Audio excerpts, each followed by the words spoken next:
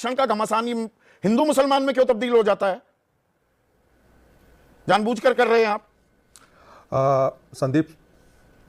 संदीप, मैं तो नहीं कर रहा हूं, लेकिन आपको सबसे पहले जो आपने गलत बोला है मैं उसको करेक्ट कर दूं। मोहन भागवत जी ने कभी भी आरक्षण को खत्म करने की बात नहीं की है। ये मैं आपके पूरे चैनल और आपके पूरे दर्शकों के सामने 2015 में मैंने कहा था, जो संकेत दिए और वो बैकफायर किया था। विड्रॉ कीजिए। ना बिल्कुल गलत बात है, बिल्कुल गलत बात क्या है, बिल्कुल गलत बात है, बिल्कुल गलत बात है। समीक्षा करनी चाहिए, समीक्षा करने के संकेत को माना गया, राजनीतिक संकेत ताकि अभी से खत्म करना चाहिए। समीक्षा का मतलब क्या होता है? हाँ, ये कहा था ना, ये मान लिया ना आपने। आप पढ़े, मान लिया ना, आप पढ़े लिखे हैं। आप तो लालू की तरह व्यवहार कर रहे हैं। आप तो लालू यादव की भाषा का इस्तेमाल कर रहे हैं। समीक्षा का मतलब खत्म करने की बात नहीं होती है। अच्छा, उसमें साथ साथ जोड़ा भी था कि बहुत सारे समाज के ऐसे लोग हैं जिनको नहीं मिला है फायदा, बहुत सारे ऐसे हैं जो वंचित रहे हैं। तो इसलिए पहली बात तो मैं करेक्ट कर देना चाहता हूं, आपको परेशानी हो जाती है। फिर झंडे वाला में मौजूद एक मिनट, तो फिर इनकी जातिगत जनगणना हो, जो पिछड़े हैं, पता लगे कि किसको मिल रहा है और किसको कुछ भी नहीं मिल पा रहा है। 923 जातियां हैं पिछड़े वर्ग की, ना एक दाखिला ना एक नौकरी। 988 ऐसी जातियां हैं, 0.26% नौकरी और दाखिला। तब जातिगत जनगणना में दिक्कत क्यों होती है? 8 मिनट उनको बोलने दिया है और आपने मुझे 10 सेकंड भी आप बोलने की मुझे इजाजत नहीं दे रहे हैं। ये बिल्कुल ठीक नहीं है। आप मुझे अपनी बात कह लेने दीजिए, उसके बाद जो आपको सवाल करना है आप करते इस सवाल का जवाब जरूर देना। इस देश का विभाजन हिंदू और मुसलमान के नाम, बिल्कुल जरूर दूंगा। इस देश का विभाजन हिंदू और मुसलमान के आधार पर ही हुआ था। हिंदुओं को, मुसलमानों को 23% उस समय आबादी थी और 35% जमीन पाकिस्तान के नाम पर मिली थी। कॉन्स्टिट्यूएंट असेंबली का डिबेट हम सबों को पढ़ लेना चाहिए। जो कोई भी आरक्षण या प्रतिनिधित्व का मामला जब आया था तो सुन लीजिए, सरदार पटेल ने यही बात कही थी, यू कैनॉट राइड 2 हॉर्सेस। ठीक है, आपने अभी इस देश का विभाजन किया है, आप 2 घोड़े की सवारी नहीं कर सकते हैं। यदि आपको पसंद नहीं तो आप पाकिस्तान जा सकते हैं। ये कोई ऐसा ही वाकया था जैसे 1871 में अमेरिका ने यूरोपियंस के लिए कहा था कि भाई तुमको नहीं पसंद है तो पटेल की रही बात, सिलेक्टिव मंडल मेमोरीज ही दर्शकों के सामने पेश कर रहे हैं। क्या क्या चिट्ठी लिखी थी सरसंघ चालक को, पाबंदी भी लगाई थी। क्या हम उस पर डिबेट कर रहे हैं या हम आरक्षण पर याद दिलाना चाह रहा था? सरदार पटेल की तस्वीर पूरी कर रहा आपसे नहीं, मैं सरदार पटेल पर, मैं क्या उस मुद्दे पर हम डिबेट कर रहे हैं, आरक्षण के मुद्दे पर और प्रतिनिधित्व के मुद्दे पर हम डिबेट कर रहे हैं। हम इस मुद्दे, इस संदर्भ में हमने सरदार पटेल को कोट किया था, हम किसी अन्य संदर्भ में। जातिगत जनगणना पर इतनी दिक्कत क्यों होगी? मीर यासिन, मदारी, मोर शिकार, साई, फकीर, दीवान, मदार, मोमिन, चूड़ीहार, राइन, कुंजरा, ये सब हैं राज्य लिस्ट में। आपकी सरकार थी वहां पर ज्यादातर समय। मुझे लगता है कि तुम गलत रिसर्च, मुझे लगता है कि तुम पुअर रिसर्चर थे, इसीलिए पत्रकारिता में आए, नहीं तो वहीं पर दिल्ली यूनिवर्सिटी। ऐसा है संगीत रागी, संगीत रागी, सुन लो, ऐसे घटिया बयान दोगे और जिस तरह के घटिया तुम राजनीतिक विश्लेषक हो और जिस तरह के तुम प्रोफेसर हो, उसकी कला ही खोल दूंगा मैं यहां पर। बदतमीजी मेरे साथ कभी करने की कोशिश मत करना। मैं बताऊं, कभी कोशिश मत करना बदतमीजी करने की। एजेंडा लेकर बदतमीजी मत करना। एजेंडा एजेंडा नहीं चलाता हूं यहाँ पर। तुम्हारे जैसे टिटपुंजियों की यहाँ बातें सुनने के लिए नहीं बैठा हूं। तुम्हारे जैसे टिटपुंजियों की बातें सुनने के लिए नहीं बैठा हूं। अरे तुम्हारी बातें सुनने के लिए मैं बैठा हूं क्या? तुम्हारी समझ क्या रखा है? मैं बैठा हूं, कर रहे हो, ये समझ रहे हो कि मुंह में ताला लगा हुआ है या दही जमी हुई है? ऐसी बात करते हो अपने आप को। अकल क्या, आपने क्या समझ रखा है अपने आप को? करते रहो, मैं तुमसे सुनता रहूं क्या? हाँ, मैं तुमको सुनते रहूं क्या? तुम्हारे भाई आरएसएस के विचारक कहते हो अपने आप को, थोड़ी सभ्यता बनाए रखो। 1925 में बना था आरएसएस। ऐसे विचारक आरएसएस क्या, आरएसएस को भी सोचना चाहिए कि किस तरह के लोगों को विचारक बनने की आजादी यहां पर दे रखी है। मुझे तुमसे पर अब दोबारा से दोबारा देखिए, बदतमीजी करोगे ना फिर दोबारा शुरू हो जाऊंगा मैं, पीछा नहीं छोड़ता हूं संगीत। देखो मैं भी नहीं छोड़ूंगा फिर पीछा तुम्हारा। दोबारा से नाम बता रहा हूं, जफाली, दुनिया, धोबी, नट, पमरिया, भटियारा, भाट, मेहतर, लाल बेगिया अगर ये बिहार की सूची में ना हो तो संगीत तुम्हारी जूती मेरा सर। इसी पे सवाल उठाया था ना।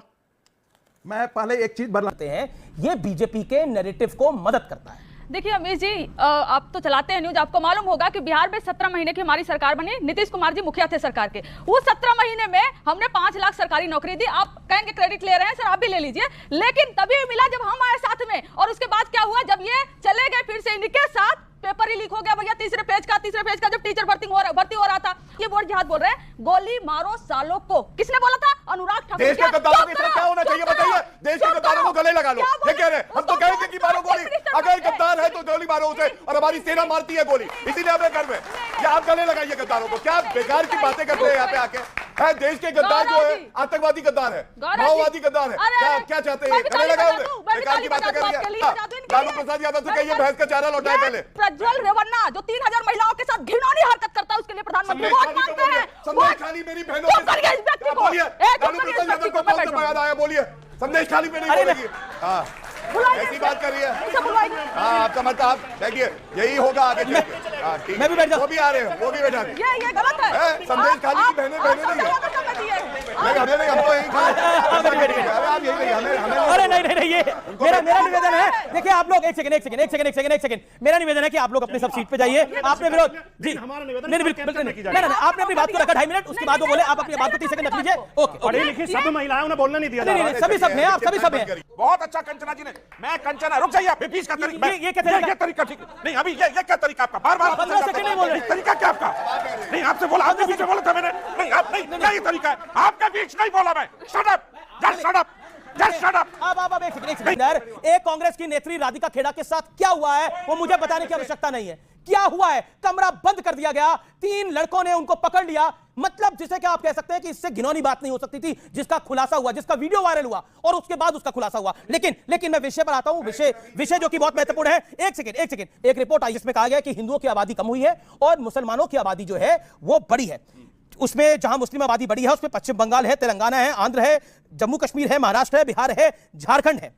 क्या आपको लगता है, और बीजेपी कह रही है कि यह कांग्रेस का तुष्टीकरण है? देखिए बिल्कुल तुष्टि। अब आबादी बढ़ाने का काम भी कांग्रेस कर रही है। मैं तुष्टि आपको वजह बताता हूं। 3 कारण है, इन्होंने तो रिपोर्ट देखी है नहीं, मुझे नहीं पता, मैं आपको बता दूं। पहली बात, जब घुसपैठिए आए, हम लोग कहते हैं घुसपैठिए घुस नहीं सकते, जो कांग्रेस के समय में घुसे उन्हें भी बाहर फेंकेंगे, तो ये रोहिंग्या प्रेम में दीवाने हो जाते हैं। जब उनके धर्म के आधार पर उनको वोट बैंक समझोगे और उनको आप वोटर आईडी दोगे, आधार कार्ड दोगे, तो ये बिल्कुल समस्या है, क्योंकि वो हक किसका मार रहे हैं? भारतीयों का। दूसरी बात, ये कहते हैं बच्चे कहां से आए? बच्चे तो भैया ऊपर वाले ने दिए, लेकिन नौकरी मोदी देगा, क्योंकि कहते हैं जनसंख्या बढ़ाओ। ऐसा होता नहीं है। जब आप पॉपुलेशन कंट्रोल की बात करेंगे तो जो तुष्टीकरण करती हैं यही पार्टियां उसका विरोध करती है। तीसरी बात, धर्म परिवर्तन का। हम सब जानते हैं किस तरह से धर्म परिवर्तन होता है। क्या आपको लगता नहीं है कि ये बीजेपी इसको तुष्टीकरण के साथ जोड़ रही है, जो तुष्टीकरण की नीति रही कांग्रेस पार्टी की और उसके अलायंस पार्टनर्स की? ये रिपोर्ट डिपेंडेबल नहीं है, क्योंकि लास्ट सेंसस कब हुआ था उसके बारे में मेरे फ्रेंड मुझे बताएं, और इसको टाइमिंग के हिसाब से इस वक्त जारी किया गया है, इलेक्शनों के बीचों बीच, जिससे हिंदू पोलराइज हो, उसमें डर बैठे कि मुसलमानों की आबादी बढ़ रही है। हिंदू पोलराइज होगा? अगर सत्य सामने आए तो हिंदू तो सत्य इलेक्शन के बीच में पोलराइज नहीं, ये सत्य इलेक्शन के बीच में होगा। आपकी तरफ क्यों नहीं हो सकता? ये सत्य इलेक्शन ये क्या बात है? यही टाइमिंग था। कंचना जी भी कुछ करीब एक सेकंड जवाब दीजिए। डॉक्टर भाटी भी आप डेट बताइए कब से कब तक का रिपोर्ट है? यही तो रिपोर्ट है। जी ओके पक्का। अभी रिपोर्ट किसी ने नहीं पढ़ी है, लेकिन डिस्क्रेडिट कर दिया, रिपोर्ट ही बेकार है। ये रिपोर्ट झूठ का पुलिंदा है। अच्छा, ये रिपोर्ट बीजेपी की आईटी सेल में तैयार की गई है। इसमें कोई सरकारी आंकड़े नहीं है। ये रिपोर्ट 1950 से 2015 तक के आंकड़े बताती है। ना तो 1950 में कोई जनगणना हुई, ना 2015 में कोई जनगणना हुई। जनगणना होती है 31, 41, 61, 71, 81, 91, 2001, 2011 और 21 में इनकी सरकार ने कराई नहीं। आप देख सकते हैं किस तरीके से जो है मनोज तिवारी का जो रोड शो है, लोगों से मिलते हुए नजर आ रहे हैं, लोगों से बातचीत करेंगे। यहाँ से कौन जीत रहा है? वोट तो है नहीं, वोट बिल्कुल भी नहीं है। अरे आपने तो बीजेपी का पट्टा डाला हुआ है। पट्टा डालने से कुछ नहीं होता साहब, इनकी जुमलीबाजी हर कोई को पता है। क्या बात करते हैं यार? ठीक है ना, तो ये जुमलेबाजी में हम भी शामिल हैं। क्या करें अब, जहाँ भीड़ जा रही है उसके साथ चले जा रहे हैं। लेकिन किसको वोट करेंगे? No doubt Kanhaiya. कन्हैया को वोट करेंगे।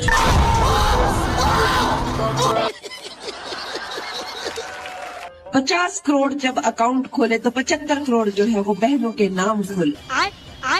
50 करोड़ जब अकाउंट खोले तो 75 करोड़ जो है वो बहनों के नाम खोले। उठा ले रे देवा, उठा ले रे बाबा। सेकुलर दिखने की नौटंकी भी अब खत्म हो गई। दूसरे धर्मों को किनारे कर दिया गया।